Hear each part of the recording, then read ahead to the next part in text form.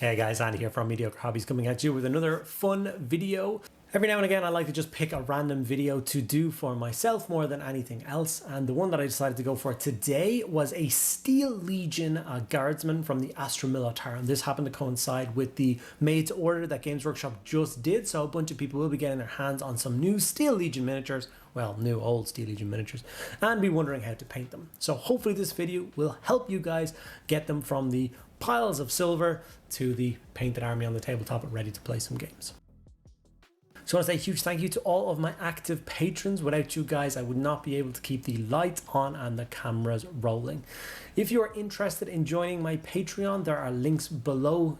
Pledge as much as €1 or as much as you want, and it will go towards me making bigger and better videos. Some of the extra benefits you get are, of course, access to a private Discord server where you get to chat to me about your hobby on a daily basis, and you get an extra video every single week. So that's 52 extra videos a year, and I think that's a pretty good benefit.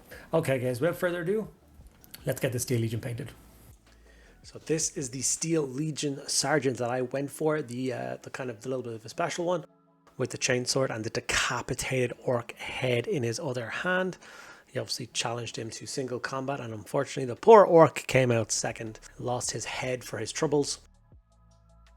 And cemented this brave legionnaire's place as an awesome sergeant in this Steel Legion platoon.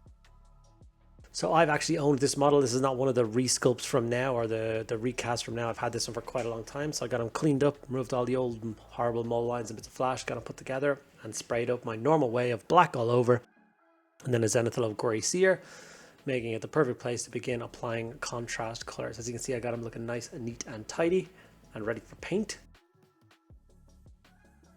Now this preference is going to be kind of the same as the Lurtz model I did the other day. This model was sculpted in 99. We're talking a model that's nearly 25 years old, okay? It does not have the crazy detail that the new Cadians do, so bear with me as I try and make this model look as awesome as possible. So we started with the contrast Aggaros Dunes, and we're going to apply that all over his greatcoat. Funny known little fact, the original Death Corps of Krieg, they came from someone who converted an army, and it was based in a White Dwarf article, and they used Steel Legion models for their homebrew army. And they liked the lore and the story so much that they began making their own armies and make them looking a little bit more distinct. Hence why Steel Legion and Death Corps of Krieg share so many similar traits. Wildwood was then used for all of the webbing and equipment pouches. So he does have a lot of straps and stuff going around his waist, going up his back like bracers. Obviously he's got a pistol holster. There's another kind of pouch up near his right shoulder blade. His boots are dark brown leather. His gloves are dark brown leather. So you're going to go around, find all of these bits and pieces and make sure you get a nice coat of Wildwood, including the respirator mask. He's got a black helmet on, but the mask itself, the mask of the gas mask, is brown leather as well.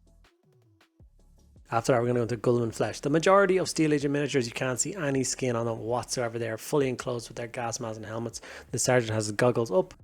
So you just throw a little bit of Guilliman flesh in through the eye slit just to get a bit of colour in there. I do give it a very light highlight later. I don't even think I show it on camera because it's such a minuscule part.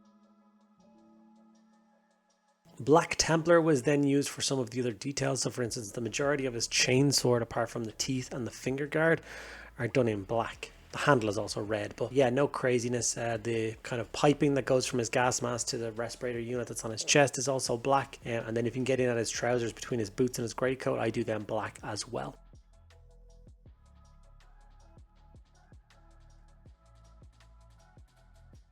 So another thing about the Steel Legion that kind of match the Krieg is they're not one for showmanship or fanciness. They're not going to have gaudy colors for equipment or weapons. It's all going to be very muted, all very militaristic.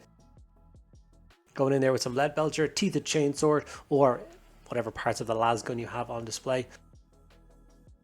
You can also choose to do the casing of the lasgun in black, or you can go for red or whatever like that. Traditionally they are black though.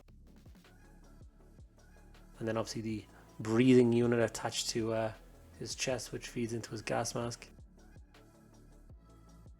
A little bit of white was used around the lightning bolt symbol on his shoulder. Take your time with this, get whatever high quality white that you like working with. I tend to lean towards the Pro Acryl Bold Titanium White for this kind of stuff.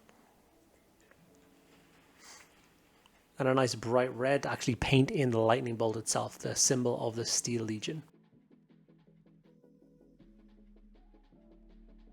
I am not going to show you guys how to paint the decapitated orc's head. I've shown you a million times how to paint orcs, and this is the only model in the Steel Legion range that has a decapitated orc head or any sort of orc trophies on them, so I think it would be a waste of time to show you guys how to do that. But if you're stuck, do look at my other playlist for how I paint orc skin or goblin skin or whatever. I've done it a bunch of times, so you can follow along if you need to paint up this exact miniature. Seraphim Sepia was then applied to the entire miniature, and some texture paste was put on the base while that was all drying. Once it was all dry, I finished dry brushing up the base, very simply, and then I was ready to begin the layering process. As you can see, the model is actually in a pretty good place as it is, apart from the great coat, which is looking a little rough. But if you need to get a force done fast, you could take it to that stage and it would look pretty goddamn good on the battlefield. So bear that in mind. Zandri Dust is the colour I decided to go with for layering up the great coat. I believe it's the closest one to both the images I found online, including artwork. They do have that dark tan colour. I wouldn't go any brighter than this. I'm just taking my time following the folds. Now, usually this is a lot easier than it was on this particular miniature. Like I said, I'm working on a lot of newer Guard, newer Krieg, Cadian models. And the kind of folds in the fabric are very much more distinctive. These were not that clear, so there's not a lot of shadow in the recesses and stuff like that. So if you look at the great coat as just one piece, it's not amazing. As a completed piece at the end with all the other parts painted, it looks pretty good. So stick around for that and let me know what you think. Ronyx Hide was then brought in. I'm wanting to keep the boots and the belts and the gloves, everything really dark. Ronyx Hide is my highlight color for all of those. Being careful not to hit the great coat now at this stage, as we are finished off that for now. Corvus Black is my highlighted choice for all of the black parts. With this guy, it's mostly just the chainsword and his rebreather tube. And then I also went in and highlighted the helmet. Now he's got a pair of goggles on his helmet as well. And the strap of the goggles are also black, but a slightly different shade. So what I decided to do is I just didn't highlight the strap on the goggles. So when I went in with the Corvus Black around the helmet, the strap stayed the same color, which kind of distinguished it out from the rest. And then it's actually worked a treat. Steel Legion was then brought in for, or Leadbelcher, sorry, was brought in for the Steel Legion, just to highlight all the metallic bits. So a little bit on the chainsword teeth, the finger guard, and then the rim around the goggles are also done in silver.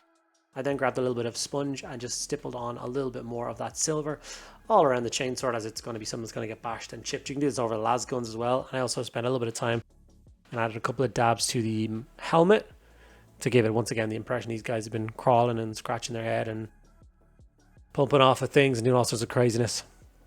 Back to that pure white to bring the color in the emblem back up again. Once again, I go back to that bold titanium white and I go back to a nice bright red just to touch up the symbol, nothing crazy. As you can see, the orc head has been getting progressively more painted as the video has been going on without me showing you any of the steps and it jumping its way through.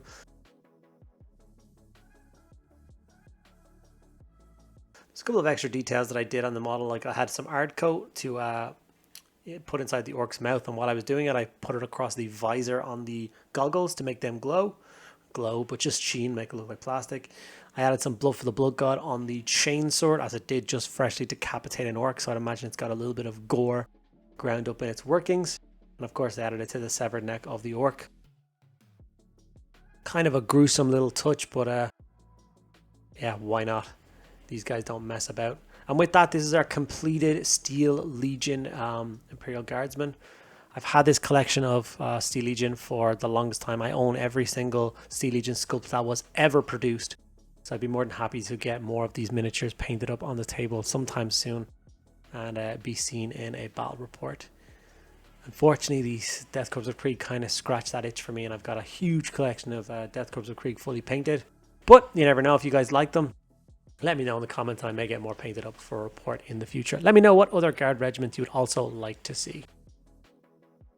Okay guys, and there we have it. One Steel Legion Guardsman painted up and ready for the tabletop. Hope you guys enjoyed the video. If you did, make sure you give it a like. The more likes the video get, the more it gets pushed out into the public, more people see it, more the channel grows, so on and so forth. If you also have not subscribed to my channel already, which about 60 to 70% of the people who watch my videos haven't, take 2 seconds of your day and hit that subscribe button. Ask me any question you want in the comments below and I will get back to each and every one of you guys. Thank you so much for sticking around to the end of the video. I'll see you in the next one.